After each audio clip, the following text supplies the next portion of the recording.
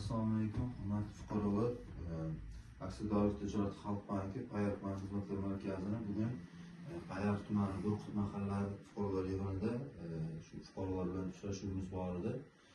Bu uchrashuvimizdan asosiy bizning maqsadimiz mana shu aholini ishsiz qatlamini ish bilan ta'minlash, bandligini ta'minlash hamda shu ta'minlashda bankda o'zini mavjud bo'lgan kredit mahsulotlarini sizlarga tanishtirish.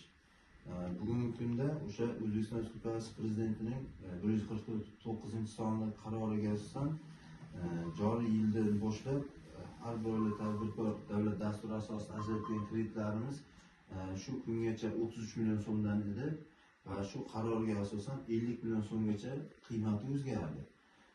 Bu kreditlash tartibiga asosan fuqaro o'zini band qilish kerak hamda o'sha o'zini boshlamoqchi bo'lgan ishi bo'yicha mahalla fuqarolar yig'inidagi hokim yordamchilariga onlayn oila kredit uz platformasi orqali arizani yuborish kerak bo'ladi.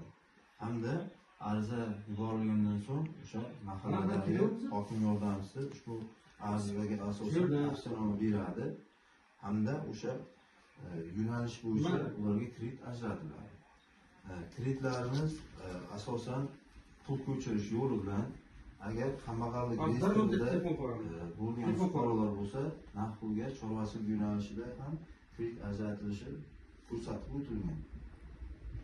Hamda bundan tashqari bankimizning o'z mablag'lari, o'z resurslari hisobidan ham biznesga birinchi qadam kredit mahsulotimiz bor.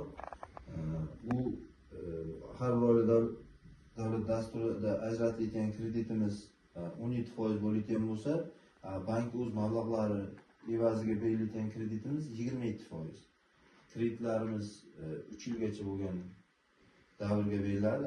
Har bir davlat dasturidagi kreditlarimiz uzoq muddatli 7 yilgacha bo'lgan muddatlarga ham berilgan kredit turlarimiz bor.